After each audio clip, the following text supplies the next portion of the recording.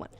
Good morning, millennials, and welcome back to The Toast. Happy Wednesday. It is hump day. Don't forget to hump someone you love, and I'm sitting next to someone I love, so she better watch her fucking back. Damn. Hey. Well, we're twins today, so it would be like you humping thyself. Which is something I've definitely always wanted to explore.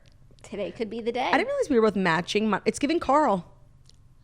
We are inspired. It's we didn't even know. Like, we talk mad crap about the Met Gala. Mm-hmm. Meanwhile, we're just like both sitting here in outfits that were selected for you by the people in this room. Yeah. From a pile of stuff. Literally. We are literally Annie. I just don't Andy. feel like that's why I'm wearing this today, but the facts speak for themselves. So the subconsciousness is real, Jax. Mm-hmm. Yeah. So we have Dear Toasters today, and I'm so excited. I feel like I haven't done Dear Toasters in forever. Yeah, no, it's been a minute. Yeah, and I think people need my advice. People are really struggling without 100%. without my 2 cents. We had Sophia last week, and then I think the week before that we had Snitch. But I was here on a Wednesday. I think it was me. I think I did do it 2 weeks ago.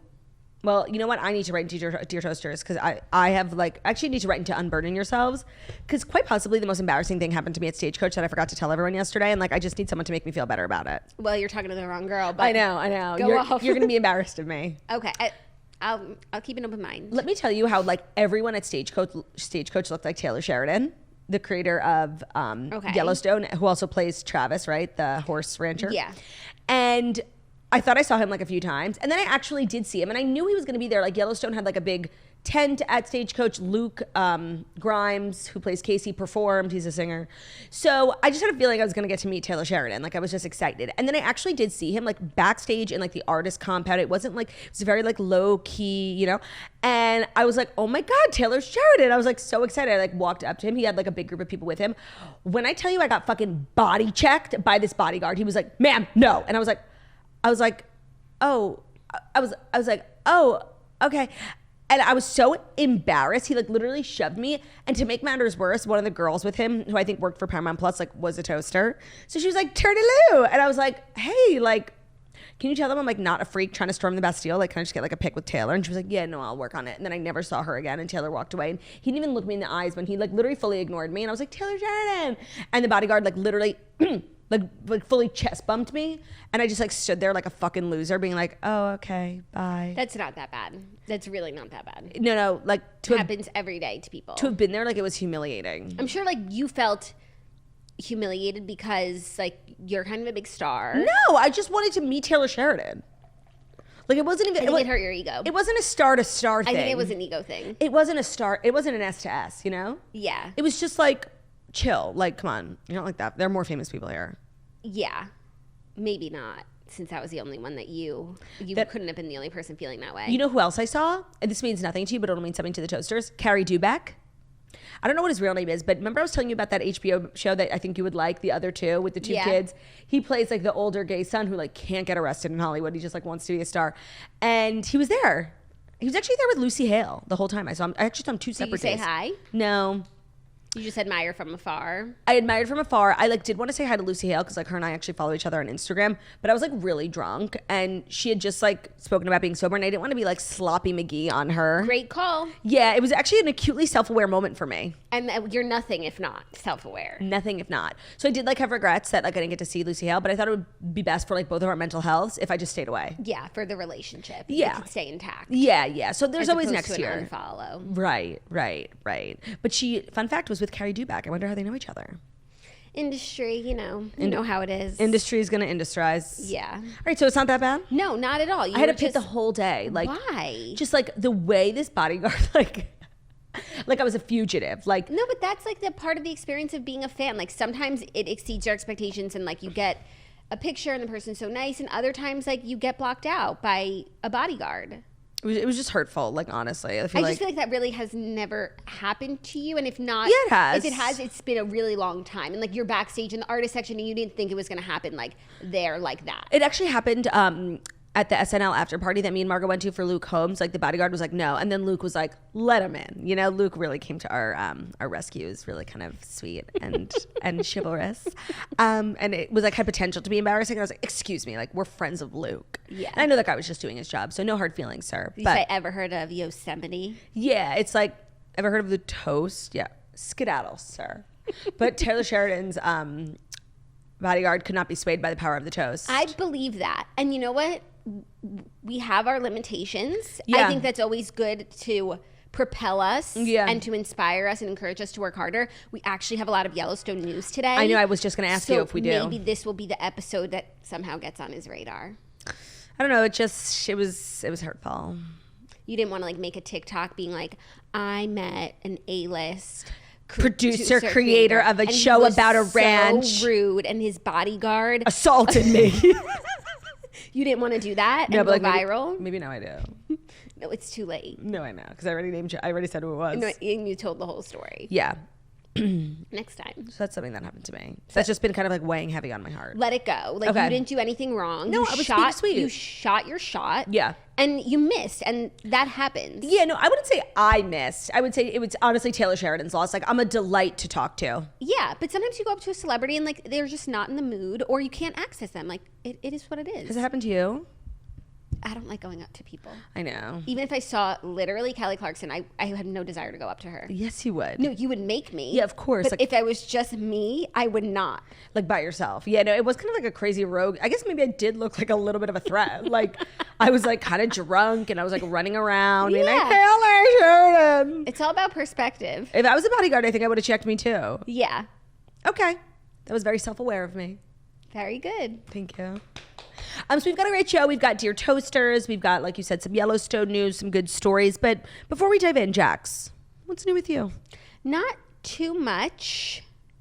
Not too much. We're recording The Redheads today, which I'm really excited about. We read The Magnolia Palace. It's about a girl named Lanolia.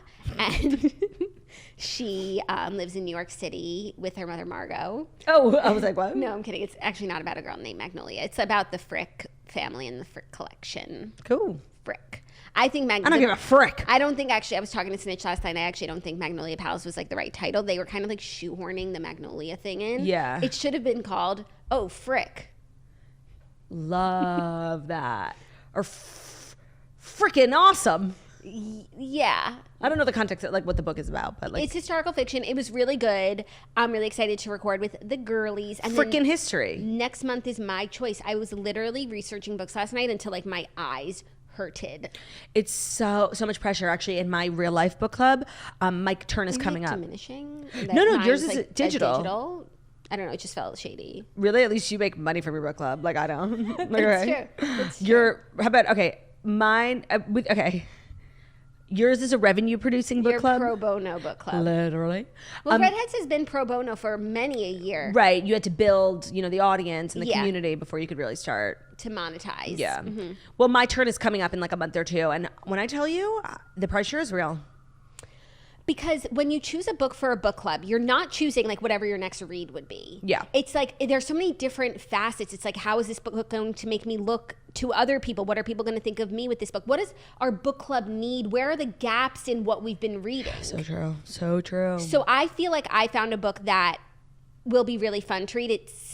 The reviews are saying it's giving Evelyn Hugo. Oh. And I feel good about it because I like it. And that's all you needed to say. Yeah. What are you going to choose? Where are you headed? So I've been pretty much set on doing The Soulmate by Sally Hepworth, but I know you're about to read it, so it would be helpful if you could like vet it for me. When do you need to know by? I think there's someone else next and then me. Oh, okay. Yeah. That's what I'm reading next. But I wasn't going to choose that for the Redheads because I feel like we've been reading a lot of thrillers recently. We haven't. And actually, like, we can't get arrested in our book club. Like, every book is worse than the next. Everyone, I think, is, like, trying too hard, Yeah. The last book was just... But it was such a fun book club because we were just, like, roasting this book.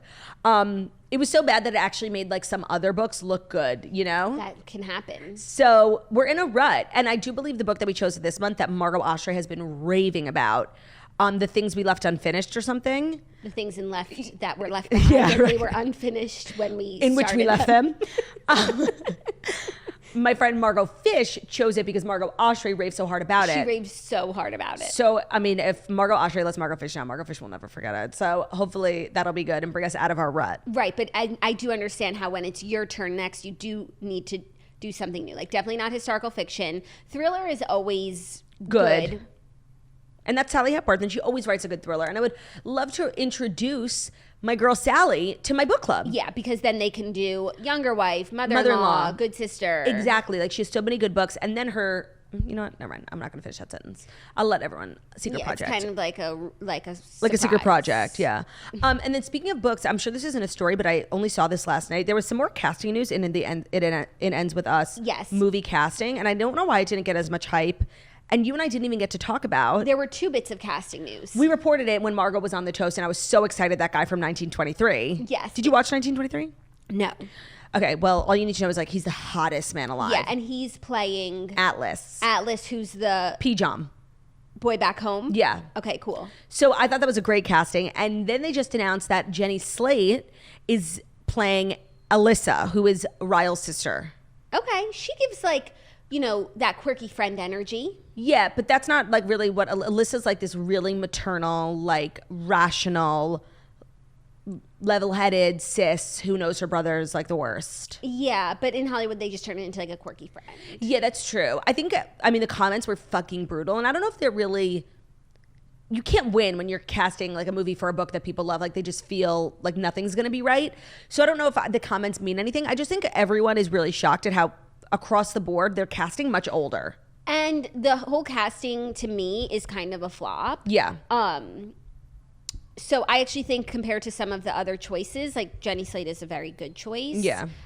And I'm kind of like writing off the movie. Like I'm going to watch it when it comes out because it's going to be really exciting. I'm excited for Coho and for the readers. And this is a big moment for all of us. Yeah.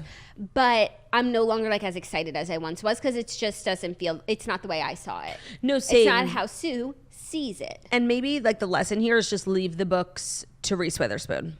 Yeah. Except Daisy Jones. But Daisy Jones was good. It was good. But there were a few casting mistakes. Just one actually, but it wasn't even that. There was something about it that was like, I don't know, just kind of corny, like not authentic to the time. Hot take. You know what I mean? Yeah. Like it was very like Free People 70s collection. Like not really like. So Free People. The costumes were not giving. Yeah. Oh, by the way, speaking of, one person we forgot to recap at the Met Gala in terms of her look was Cammie Marone. Yes. And I absolutely loved what she wore. Like she's so everything. She's so everything. I think I would have liked anything she wore because I was just like happy that she was there and she's beautiful and can wear anything. And I thought she looked really beautiful. She's an it girl of the moment right now. Yeah. She was so good in Daisy Jones. I wonder why Riley Keough wasn't at the Met Gala. It's like a year for her. Yeah. She's Elvis's, you know. Mm-hmm. Maybe she is busy. Or maybe she just didn't want to go. Respect. So yeah, that's what I wanted to share. Tyler Sheridan and It Ends With Us. Oh, and when I was like stalking the It Ends With Us casting, I found that Colleen Hoover followed me on Instagram. I don't know when. Wow. So now you have to watch what you say. I know. Ugh, oh my God, so much pressure. Except they say mostly flattering things. I've read every single one of her books. Like, and while this movie like is about her book, it's like I'm not insulting her. No. And I feel like writers, I feel like it must be really hard, you know, aside from all the money and the celebrity Fame, and everything. Accolades. As an artist, it's probably really hard to have your book turned into a movie and like all the changes that they make and you're just like, it's like, it's your baby. And a lot of times, like, they don't want the author a part of the project because the author's so connected to it. And while that sucks, I feel like it's almost better. Like, just, you know what? You made your money. Take the money and run. Yeah. It's like the last season of Dynasty. Liam's book is being turned into a movie. And of course it is. They keep pushing him out. Right. And he's really struggling with that. So now I feel like I can relate to that experience. Yeah, having watched Dynasty. You know, and I'm sure it was, like, hyper-realistic. Yeah. I don't know. It's definitely a push and pull. What can I say? Yeah. I mean, maybe we'll write a book one day that they turn into a movie. But that's why I think Reese is so good at what she does because like she expects the integrity of books and movies. And I think she knows really well like what scenes have to be in here, like what's going to translate and what's like, that's kind of book things like shut up with that. Yeah. She's like so like the book girl that everyone else should like stop trying. No, I think people should keep trying. That way we get more books turned into movies. Yeah. Yeah, that's true. They just should get better. Right. They should try harder. They should do better. # do better. Per usual. So we've got a great show. I feel like we could dive in. What do you think? I feel as though we could dive right into the Fast 5 stories that you need to know. And the Fast 5 stories that you need to know are brought to you by Noom. Trends and fads come and go, especially when it comes to health and wellness. But Noom is not a fad. They use psychology, not trends, to help you make intentional and sustainable choices that are aligned with your values and your weight loss goals. Whatever those goals are, whether you want to fit into clothes better. For me, it was like I just wanted to feel better, like less fatigue, less exhaustion. But whatever your reason is, Noom is here for you. With their psychology-based approach, Noom empowers you to build more sustainable habits and behaviors. The program helps you understand the science behind your eating choices and why you have cravings. Everyone's journey is different, so your daily lessons are personalized to you and your goals. Scientific principles like cognitive behavioral therapy will help you understand your relationship with food. So whatever your health goals are, the flexible program focuses on progress instead of perfection. So what I really like about Noom is like, if you have an off day, it's not the end of the world. They can account for that. It is okay. You'll just get back on track the next day. It's not like you have to derail all of your progress and just start over. They're very understanding. You can choose your level of support from Noom. So you can get 5-minute daily check-ins, but you can also get personal coaching. Progress is not a straight line. Off days are totally okay. They'll just help you get back on track. First-time Noomers lose an average of 15 pounds after being active in the program for 16 weeks, and 95% of customers say Noom is a good long-term solution. Stop chasing health trends and build sustainable, healthy habits with Noom's psychology-based approach. Sign up for your trial today at Noom.com/toast. That's NOOM.com/toast to sign up for your trial today. And you can check out their first ever book, The Noom Mindset, which is a deep dive into the psychology of behavioral change, available to buy now wherever books are sold. Today's episode is also brought to you by Droplet. If you've been listening to The Toast over the past few weeks, then you've heard us talk about our new skincare device that we've been loving, the Droplet. The Droplet takes powerful skincare ingredients and turns them into fast-moving micromist, and it painlessly delivers them into your skin. Why is this important? Because your skin works as a barrier, making it incredibly difficult for the ingredients from your skincare to actually penetrate in. And I'm sure a lot of you have done your skincare before and then laid in bed and felt like it's just sitting on your skin and then it wipes off on your pillow. The Droplet device is groundbreaking technology. It is going to get all those gorgeous, important skincare ingredients into your skin, not onto your skin. So something like collagen, which is notoriously too large for absorption, but is critical for maintaining firm, hydrated skin, it can now actually penetrate your skin and keep it healthy with the Droplet. The Droplet collagen formula includes other powerhouse ingredients, such as peptides, ergoline, which offer the lifting effect of injectables without the needles, pain, or downtime. So it's a really fun device. It'll really make a difference in how your skincare penetrates in your skin, and you will start to see results within, I would say, the first week or two. I was like, damn, my skin actually does feel like it's glowing from within, not just this layer of sheen on top. So for a limited time, listeners can get 20% off the Droplet device at droplet.io and use code TOAST. That's DROPLETTE.io. The code is TOAST for 20% off. And just make sure your skincare is really penetrating. It's not just sitting on the surface of your skin. That's droplet.io, code TOAST. It's so important that it penetrates. I'm a big fan of penetration. Yeah. I mean, I guess you are too, baby number 2. Okay, are you ready for our first story? Mm-hmm. For 1 and 2 kind of go hand in hand because it's a lot of Yellowstone. First, Kevin Costner's wife, Christine, has filed for divorce after 18 years of marriage. According to TMZ, she filed to end their marriage on Monday, citing irreconcilable differences. In her filing, she asked for joint custody of their 3 kids. However, she did not ask for spousal support, as TMZ reports that there is a prenup in place. Oh, damn. So Splitsville for Kevin Costner. Yeah, which of course, Hollywood, it's not a big deal for people to get divorced. But this is just coming off the heels of a lot of rumors about Kevin Costner. Maybe he's kind of a difficult person, and now this, and he won't film Yellowstone. So maybe he's been dealing with some personal issues, which is why we literally are never getting the second half of season 5. Mm-hmm. The timing is sus. It is sus. Or she's like, you won't go back to Yellowstone, I'm leaving you. You were in my favorite show. Honestly, relatable. Yeah. And she's like, oh, you want to go back to Yellowstone? I don't even want Yellowstone. I love it. You're not going back to Yellowstone? I don't even want your spousal support. That's how disgusting I think you are for ruining my favorite show. Right. Or their spousal support is built into their prenup and there's nothing to ask for because it's already been settled. Yeah. I mean, while Hollywood marriages are fickle and, fleeting, Kevin Costner is no, this is a real marriage. Yes. They have kids, 18 years. This is someone's parents getting divorced. So it's not oh, whatever, It's sad. But maybe Kevin's going through something.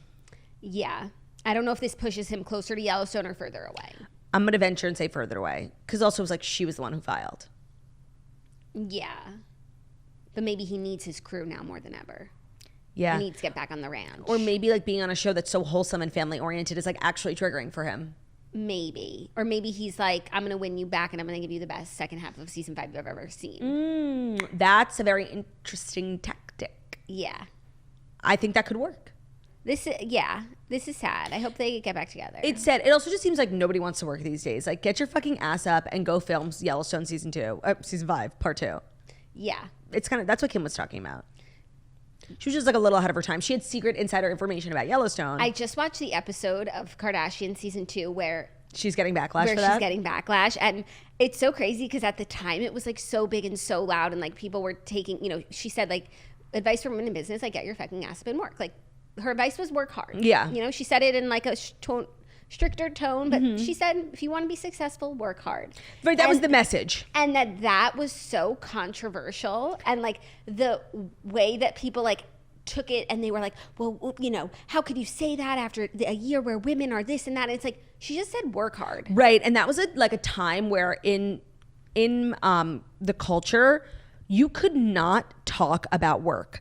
Like if you were talking about like working from home versus back to office, if you were talking about working hard, there was like I want to say a year where like a hot button issue was the topic of working hard versus like working not hard, and remote versus office. Like remember when Jackie literally like people were like, Jackie, that was like a weird time. And so what she said wasn't crazy. I don't know if we're out of that time. We just like haven't had a conversation about like work or I don't want to scare anyone, like trigger warning, back to office. Right. We haven't spoken about those things in a while. So I don't think that the tone really has changed. I just think we haven't, it hasn't come up for us. That is and was, if we're in it, like such a weird thing. Like people were so triggered by those conversations to the point where they were like canceling people like him so what she said like wasn't bad at all, but it was in the context of what we now know as like just a weird time for conversations about work.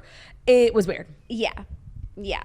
But like it was weird to watch it back with just perspective, because when we say this all the time, like I'll think about someone's like cancellation or someone got backlash for something, and when we're in it, even as us like as spectators, it feels like the biggest deal in the world, and oh my god, I can't believe they did that. And then like you think about it a year or two later and it's like it's okay, like it's fine, like if someone made a mistake, but like it's okay. Yeah, no, I think about that a lot with Hannah Brown from The Bachelor, like because she was on Instagram Live and she was singing a song from TikTok that had the N-word in it, and she like mouthed it / said it, and she like took a hiatus, and she shouldn't have mouthed it. We all know like that's not our word, but it was like an accident. She didn't use it as a slur being like, hey, you know, she wasn't used in any sort of derogatory way. She was just singing a song that she like had heard so many times on TikTok.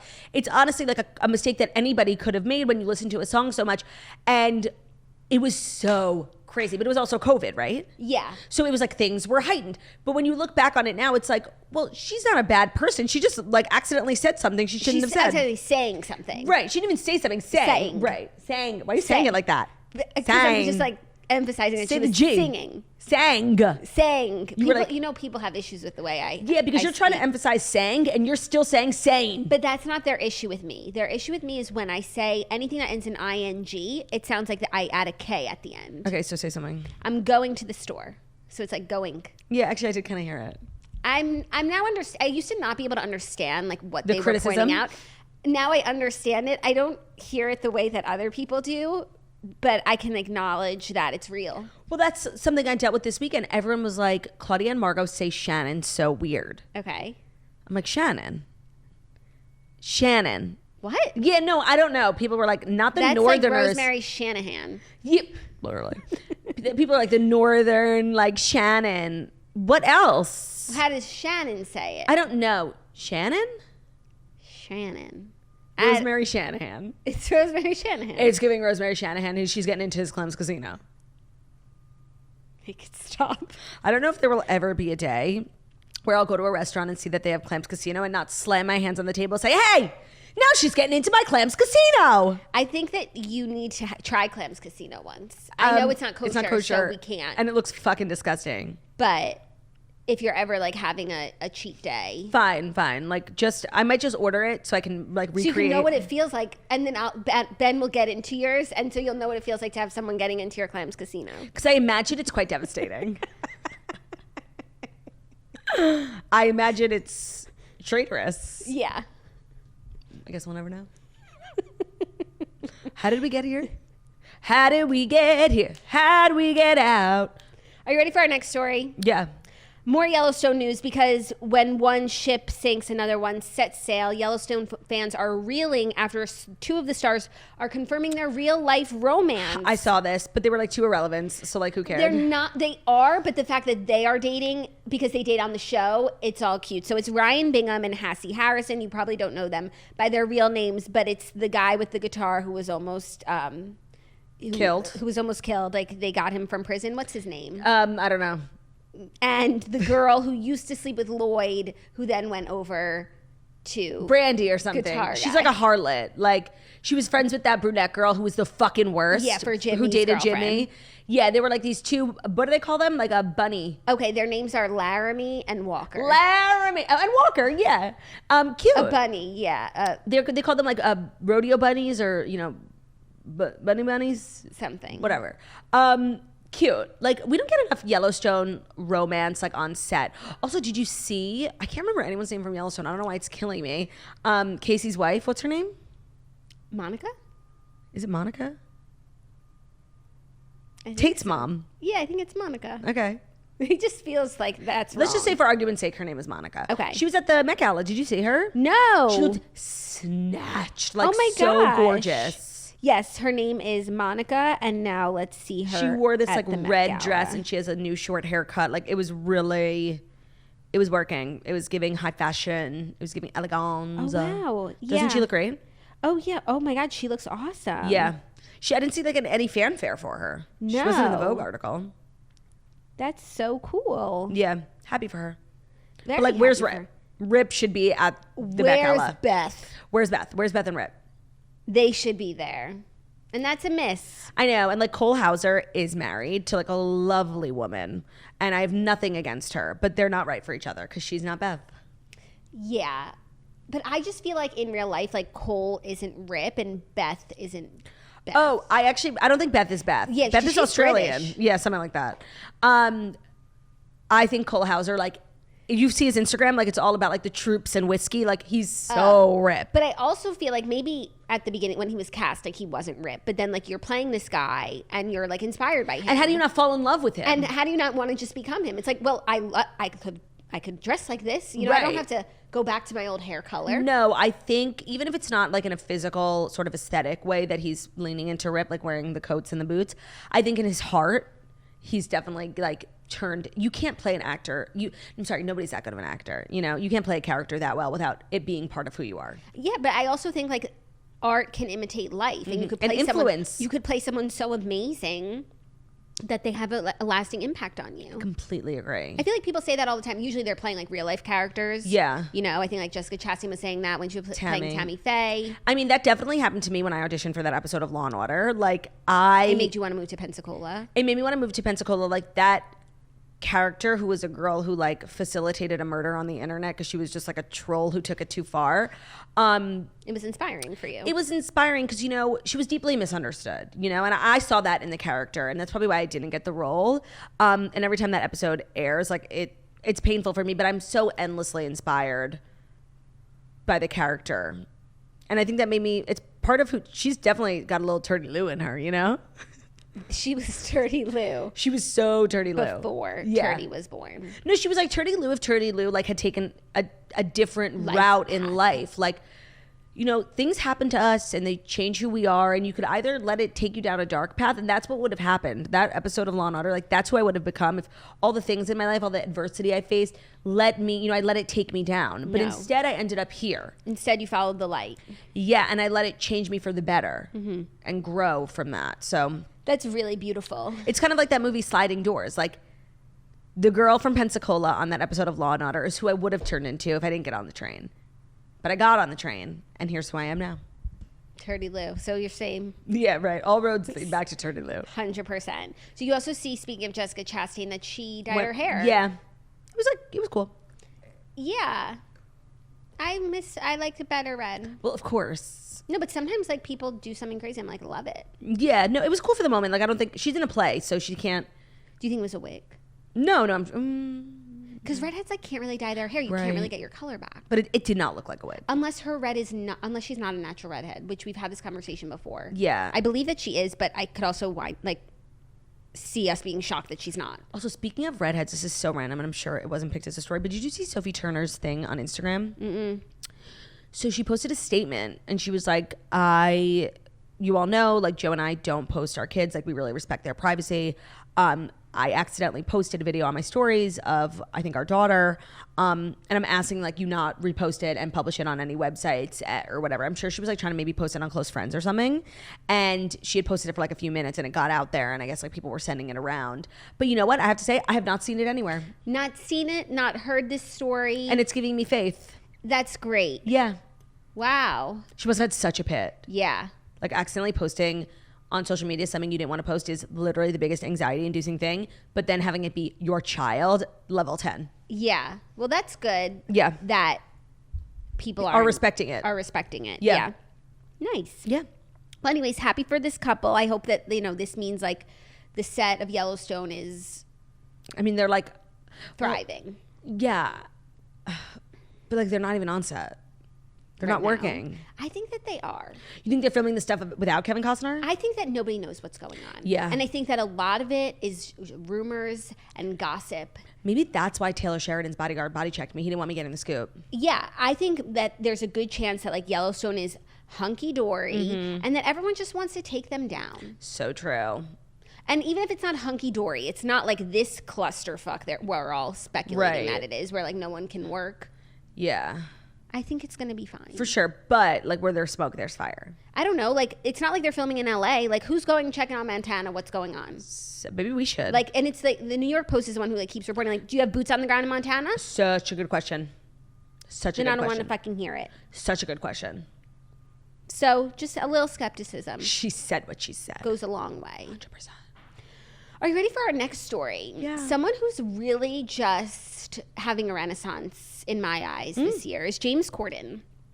I would agree. Because he's explaining why he thinks it's time and why it is time for him to bid goodbye to the Late Late Show. So he did an interview with Howard Stern on SiriusXM. Always a great place to redeem yourself. And it wasn't even about Howard. Howard just asked a question. He was like, I read a rumor that you were offered $50 million to stay in late night. Like, really? Confirm or deny.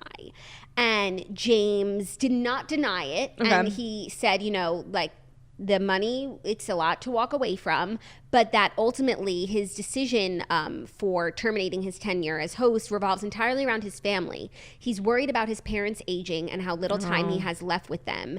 And so he wants to move back to the UK to be with them so that, like, when his dad calls him up, like, let's go to lunch, he can just go. So that's really why he's leaving. Oh my God, that's, like, that endears me to him greatly. It was, like, all about his family and his parents and just, like, making the most of the time that they have left. And, like, no amount of money could give you time back with your parents. Right. Like, it's priceless. Ugh, that's such a relatable thing. I feel like that's the hardest part about getting older is, like, that's what, like, me and my friends are always talking about. It's like just seeing your parents grow older and, like, knowing, like, you have the emotional intelligence and maturity to be like, life is short, time is limited. It's like, it's so sad. And that's honestly, I can't believe James Corden, like, still has parents. Like, how fucking old is he?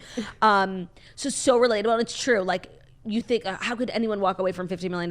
For your family, you'd walk away from anything. Like, yeah. No, and it's like, would you pay, like, I feel like when you ask people, like, who have lost loved ones, it's like, would you pay any amount of money to have even one day to get, like, together again? And they would. And, like, nothing would be worth, like, losing that time.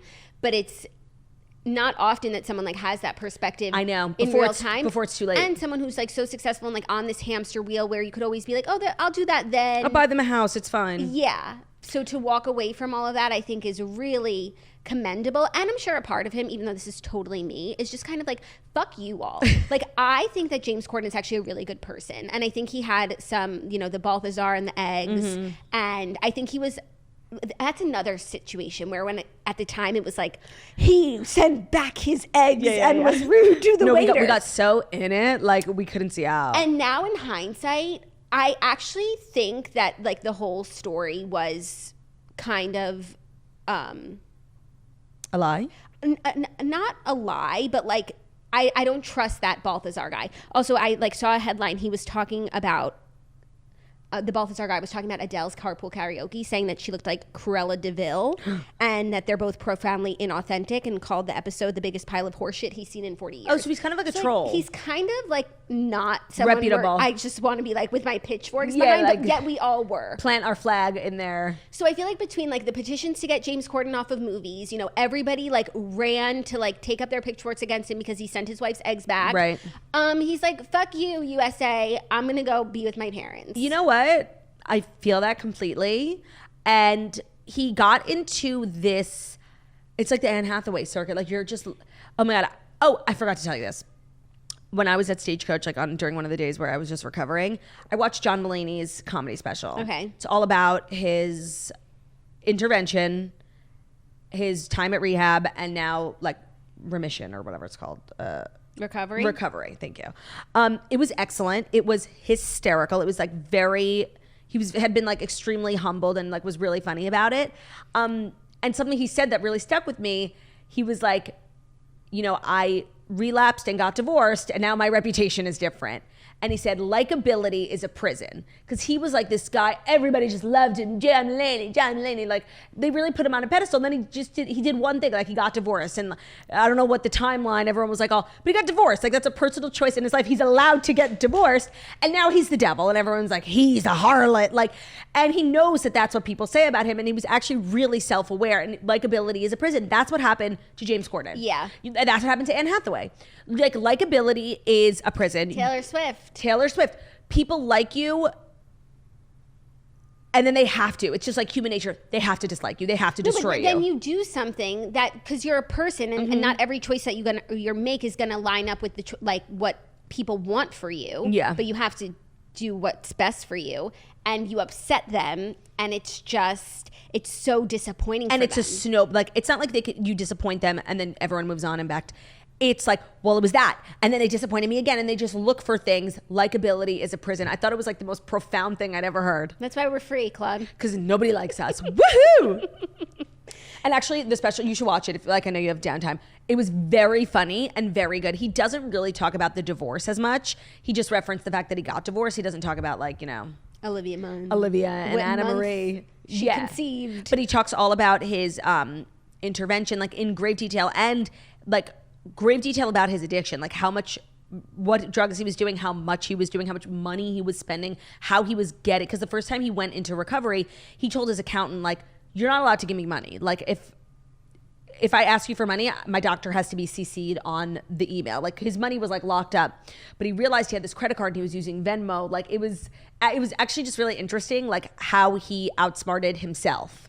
It's very good. And it was also funny. Okay, cool. Yeah, I highly recommend. Have you watched his stuff before? No, I'm not a John Mulaney girl. So I just wonder if it's like funnier than what he was doing before, same amount of funny, or like... Yeah, I don't know. I think maybe before, I was never really drawn to him because it was like, everybody loves John Mulaney. John Mulaney's so great. I'm like, okay, whatever. But now he's been like humbled. He's just like the rest of us. He makes mistakes. He's not perfect. This, like, everyone loves him. It's much more interesting. It's much more interesting when people are flawed, and he was so self-aware. Like, it was really good. Yeah. I highly recommend. It's called Baby J. Okay, cool. Thank you for that. You're welcome. Oh, and he was talking about how, like, he was so nervous when he got to rehab. Like, everyone was going to know him. Like, oh my God, it's like humiliating. And not one person recognized him, to the point where he was like angry about it. And he would like buy newspapers like with his face in it and like leave it across like the facility. He was there for like 3 months. He was there for a long time. That's funny. That's like James Marsden in the one episode of the jury. Yeah. Of the rural juror. The rural, that's what it should have been called. Yeah. Because James Marsden is low-key in 30 Rock. That's who Liz ends up with. It's her boyfriend. Of course. What's his name? Carol? Or is that it is, right? No. He has a girl's name. No, the other Matt Damon is Carol? Matt Damon has a girl's name. What's James Marsden's name? Let me Google it.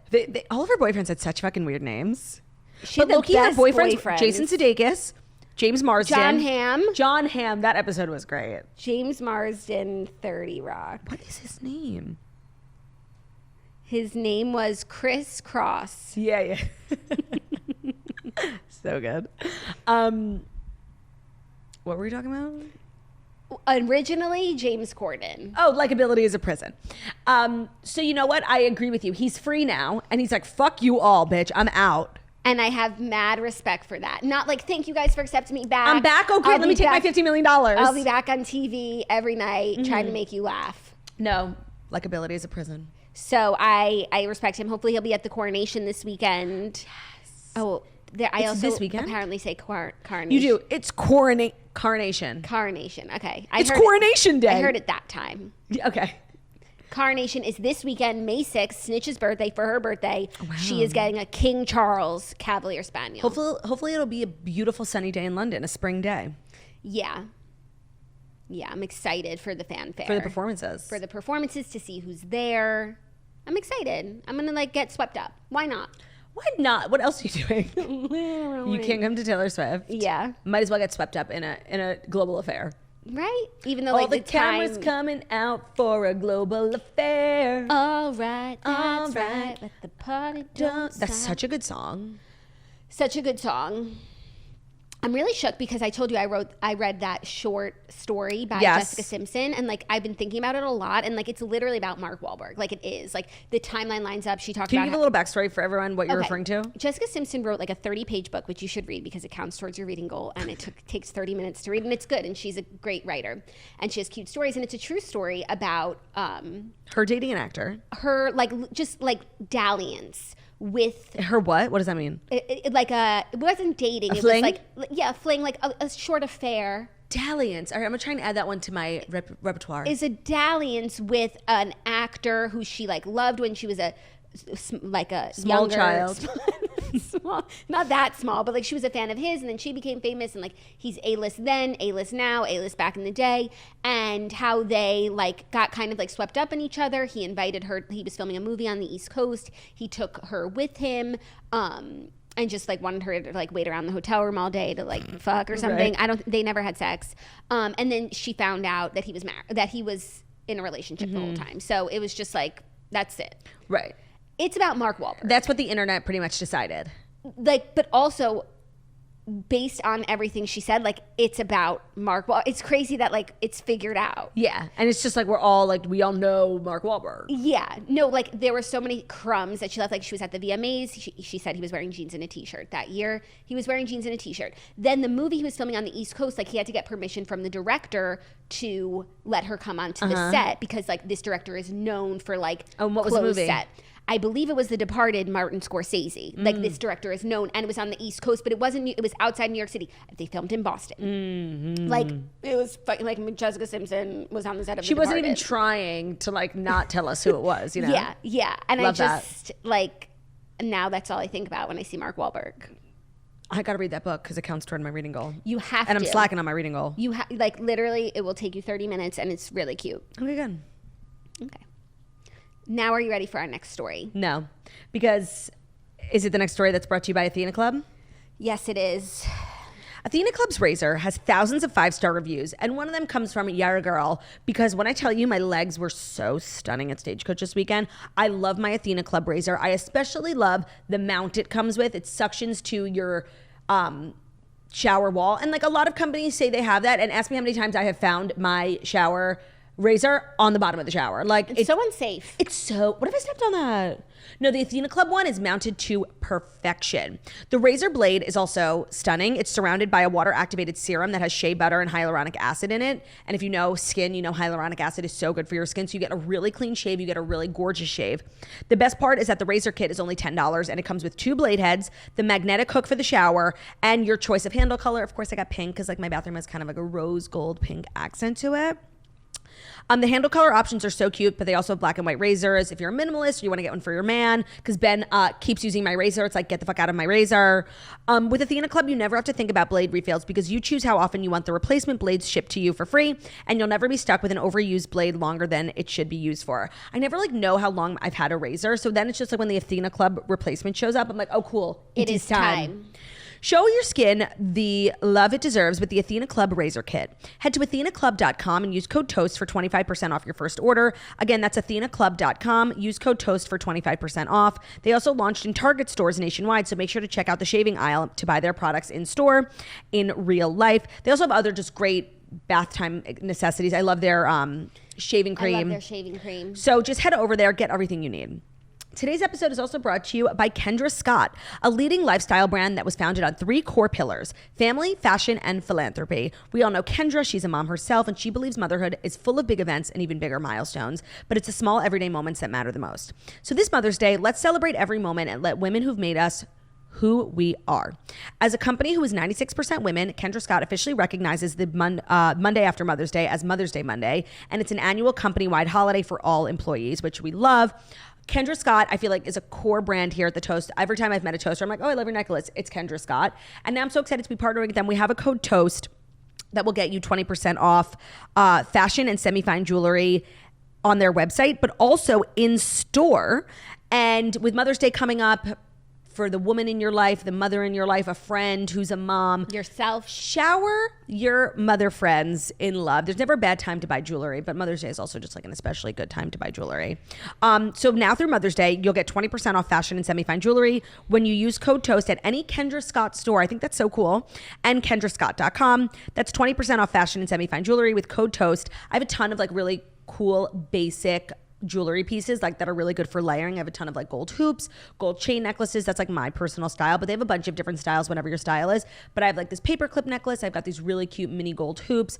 They're really well made. It's, you know, a brand you can trust. KendraScott.com. Use code TOAST and order by May 7th to receive in time for Mother's Day. Standard exclusions apply. May 7th, so the day after Carnation Day. It's Carnation Day.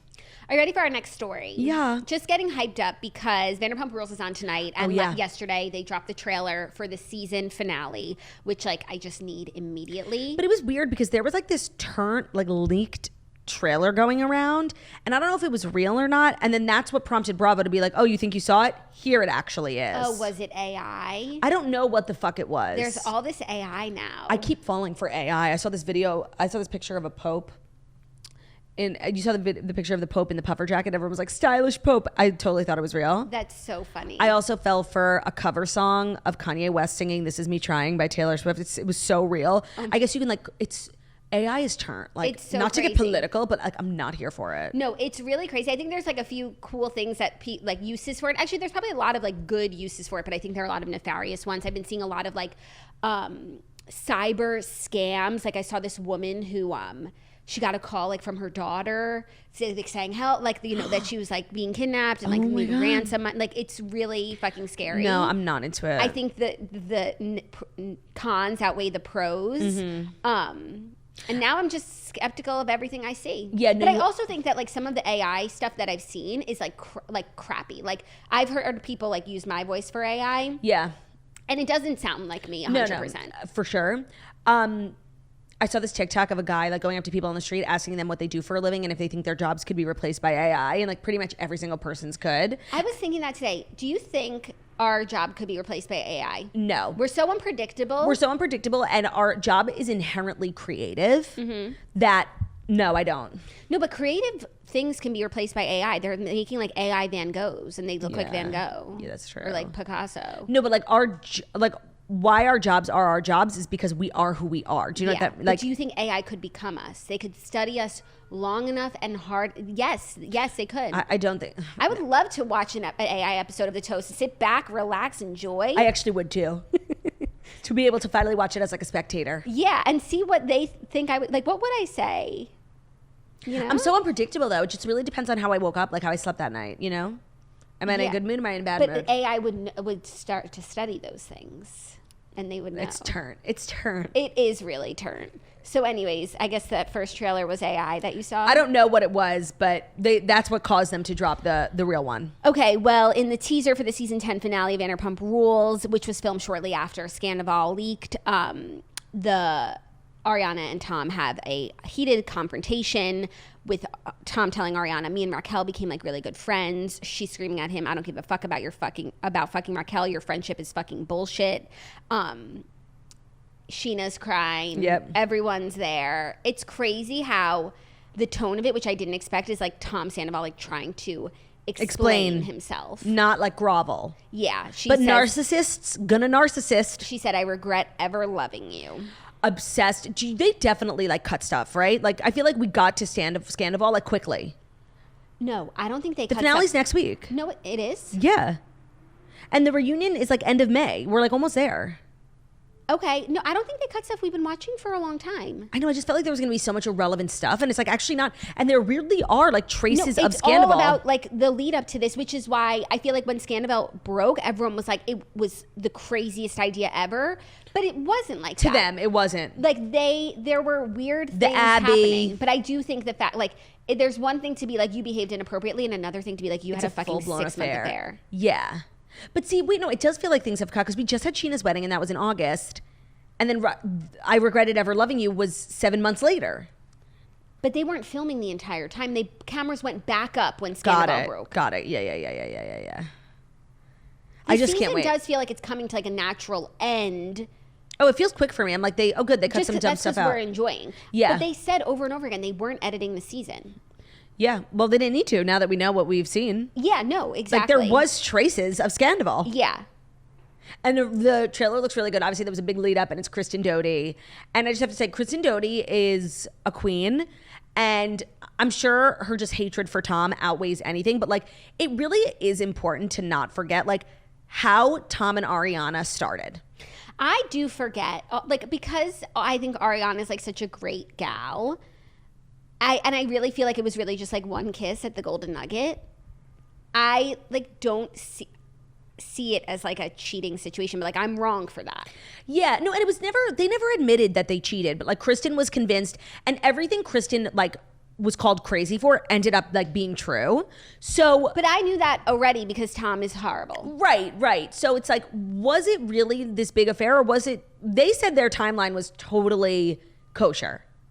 I think there was a kiss, and there was definitely like an emotional affair and like a really deep friendship, and he was kind of like waiting to date her, and she was waiting to date him.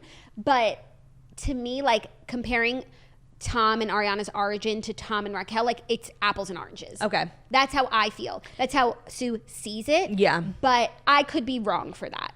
Well, if Sue sees it that way, then I choose to see it that way. Yeah. So Kristen is filming. That's very exciting for OG Vanderpump Rules fan. I don't think we ever thought we were going to see her on TV again. Yeah. Suck a dick, Diana. Suck a dick. Well, it's on tonight. But that trailer is not tonight. No. I think it's next week. No, but tonight is going to be good too. They like go on a camping trip. There's all the fallout from like, I actually watched there were so many clips that dropped of what's going to happen tonight. They've been doing this thing, Bravo, where on social media, they release the first 7 minutes of a highly anticipated episode to like create hype. And it's actually really smart. Oh, I didn't know that's what was happening. Yeah, like the first 7 minutes for the last like couple keep episodes. Seeing like 1 minute clips, like 7 of them, and I'm like, I feel like I watched the episode, right? But it's like Lisa and Ken in their house telling Katie that Raquel slept at Tom's. Right. Then they go on this camping trip. You see Tom try and lie about Raquel having slept there, but Raquel's already told people because like I guess nothing really happened that time, so she didn't like. Have anything to hide. She's also like a lot. I mean, she actually winds up being a liar because she had a 6-month affair. But like, whenever she's asked a question, like she just so far on the show. Do you know what I mean? It's like her naivete, just answering honestly. Yeah. Like not seeing how bad it makes her look. Right. She doesn't like think to lie except about having an affair. And then I think what was it? Someone said on Watch What Happens Live, like. At one point in this season, like Ariana like goes to Raquel and they have a conversation about how like Ariana's worried about her relationship with Tom, and she just confides in. She thinks he's cheating on her. Right. I think. Yeah. And she just confides in. And Raquel sits there, stone faced. That's like true, like mentally psychotic shit. Yeah. So, we're getting there. It's very exciting. It feels rewarding. I felt like it would feel like this endless journey of like watching irrelevant stuff until we got to Scandoval. No. But honestly, this season, I have no bad things to say. It's really, every episode has been amazing. And honestly, I just caught up on the plane because last week I didn't get to recap it, on the satchel of it all. And I'm obsessed with it. That's Margot's new name. Like, why is his name Satchel? I'm obsessed with Family Falame. It's so weird. He looks 11. He looks like a kid I went to NYU with. I'm obsessed. Like, I didn't think anything could like make me more excited than like Scandoval, but Satchel greater than Scandoval. Satchel is I could watch the two of them for an eternity. Like when she said she was dating this younger guy, like I just never expected him to look like that. And they're literally perfect for each other. They have to get married. The Satch. And I can't wait to like see what he brings to the show if they really like become like in a relationship. I hope he brings a satchel. He better bring a satchel. I'm obsessed. And like the hair parted down the middle. It's too much. It's like you. That's like your hair. Okay, don't be rude. Don't be fucking rude. You're wearing your hair down the middle too, bitch. It's true, but like you're committed to the middle part life. Okay. And you and Satchel have that in common. Shut the fuck up. You're such a bitch. I literally didn't even say anything. I say that you wear a middle part like Satchel. Move on. Like, just move on before you really hurt me. Are you ready for our fifth and final story? Yes, I am, because we have to dive into Dear Toasters. Oh, yeah, we do. And this is just, our funny human interest story of the day. A concert goer at the LA Philharmonic performance reportedly had a loud and full body orgasm during a performance of Tchaikovsky's Fifth Symphony. It's what Tchaikovsky would have wanted.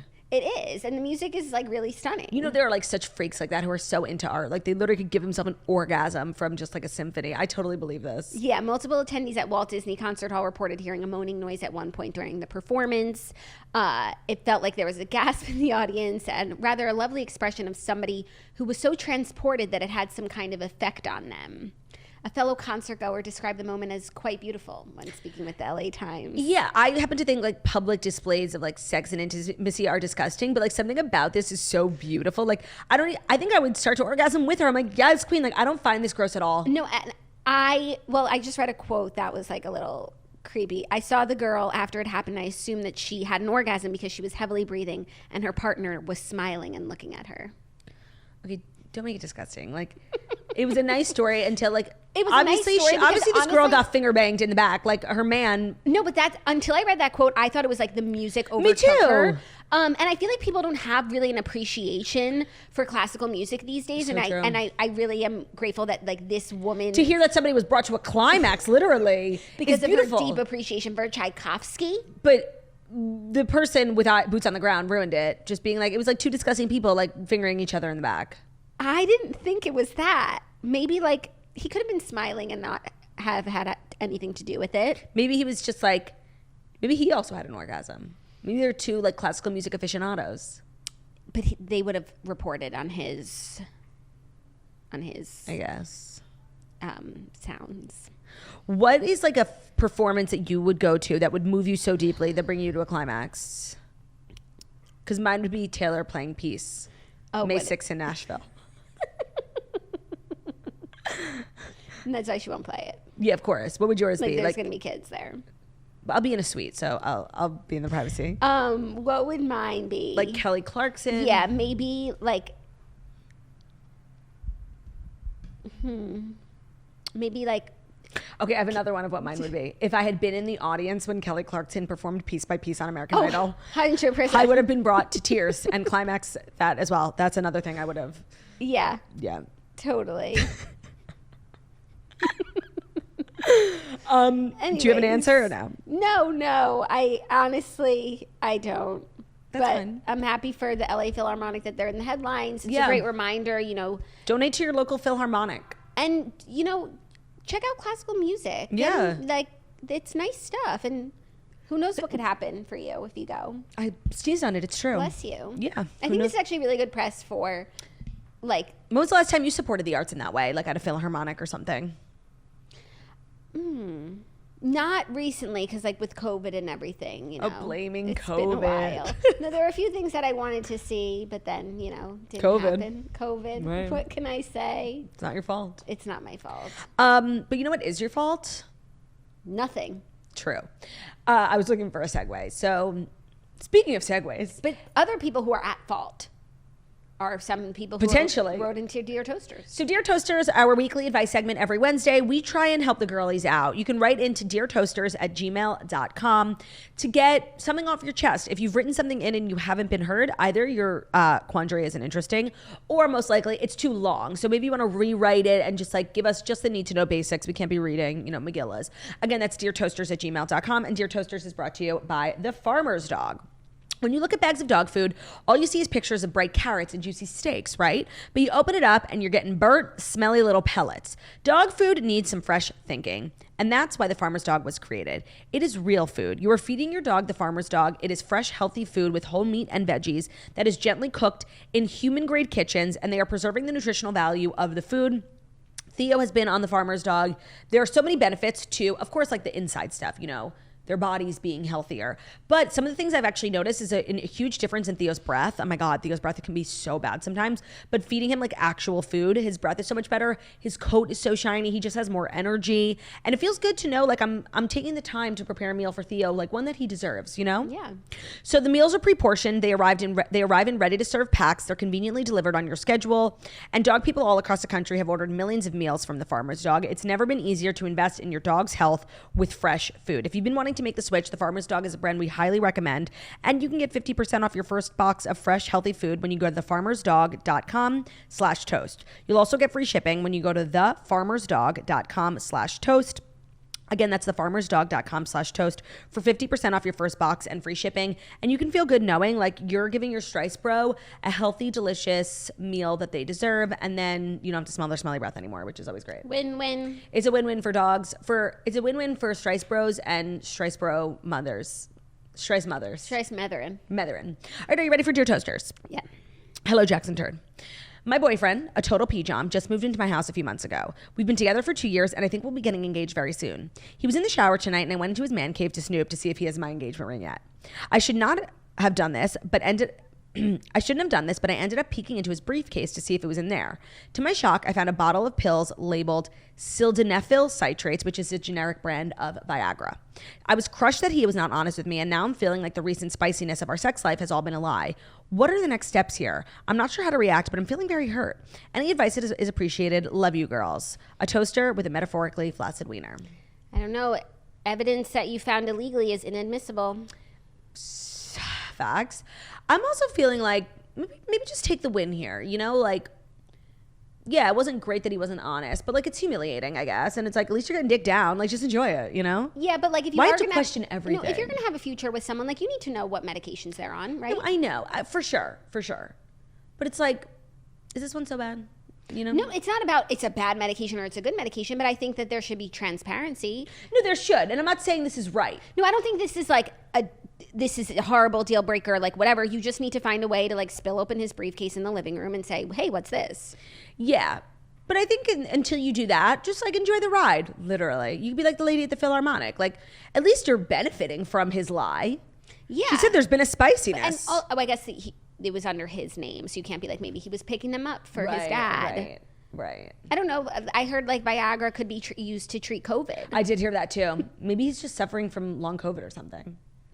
It's happening to millions of You Americans. have to find a way to spill the briefcase. Yeah. Spill the briefcase. And so you guys can have a conversation about it. You need to like...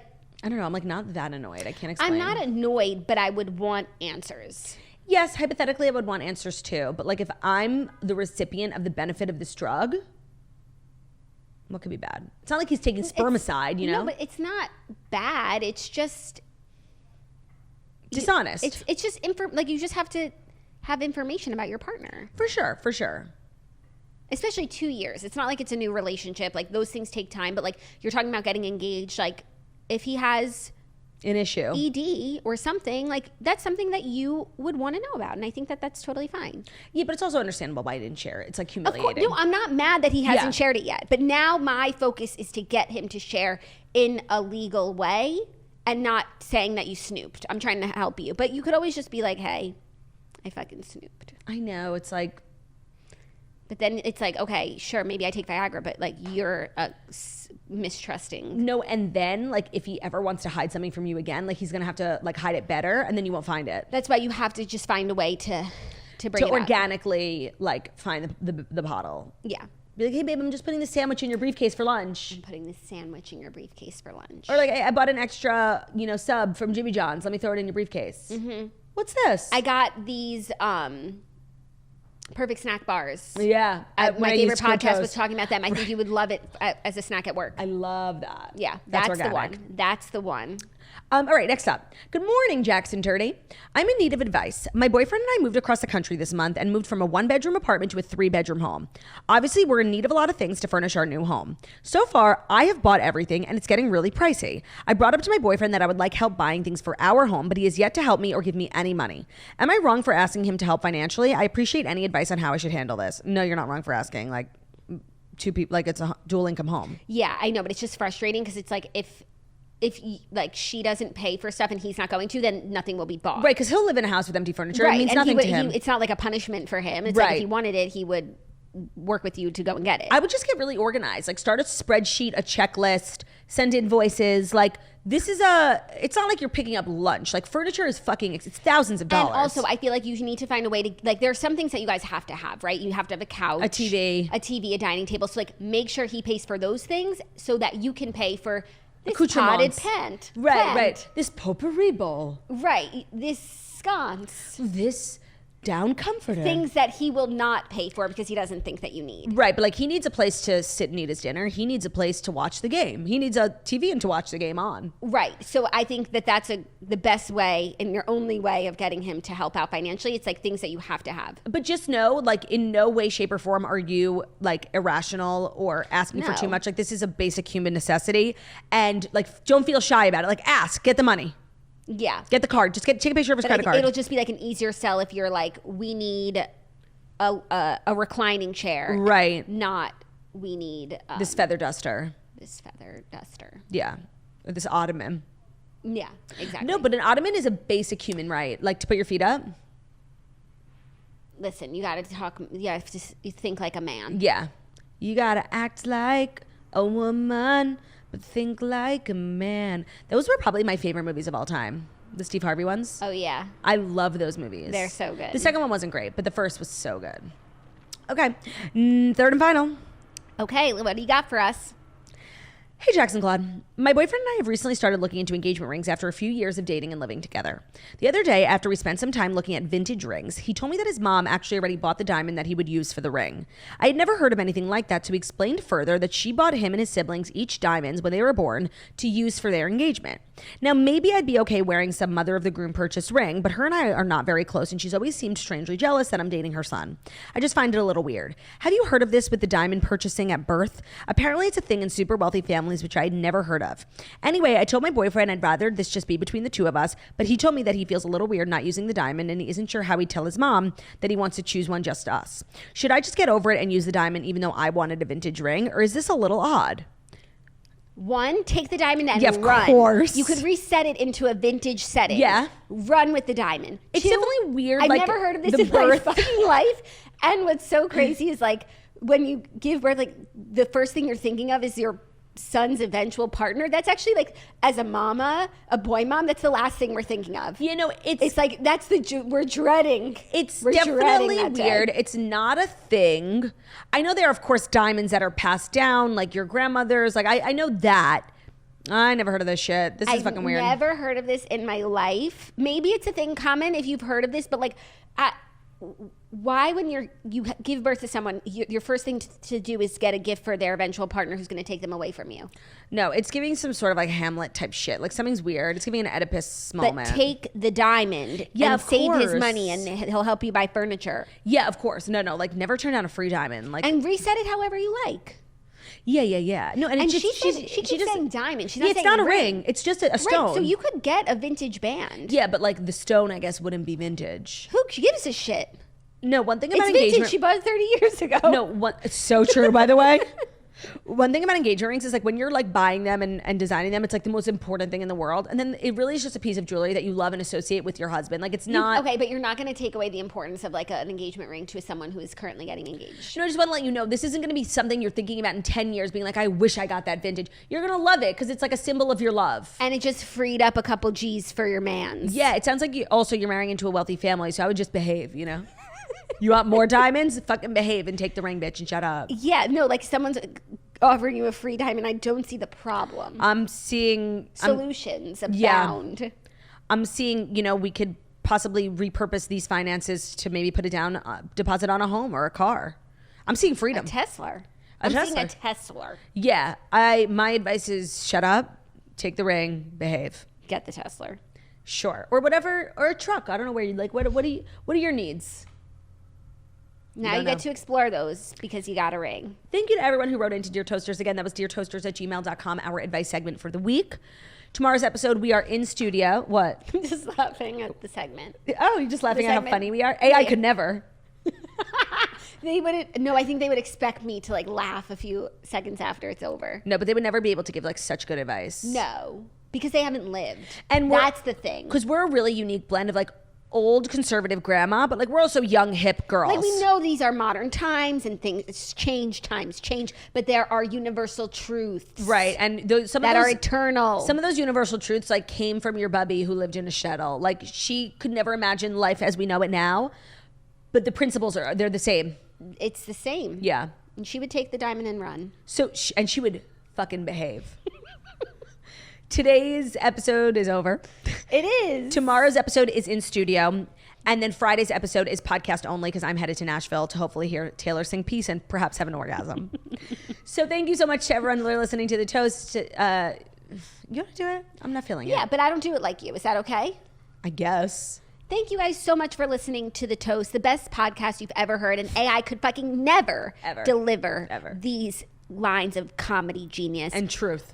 If you like us, follow us on Instagram, subscribe on YouTube, join our Patreon, patreon.com/thetoast, so you never have to go without Jackson Turd again. And we shall see you tomorrow.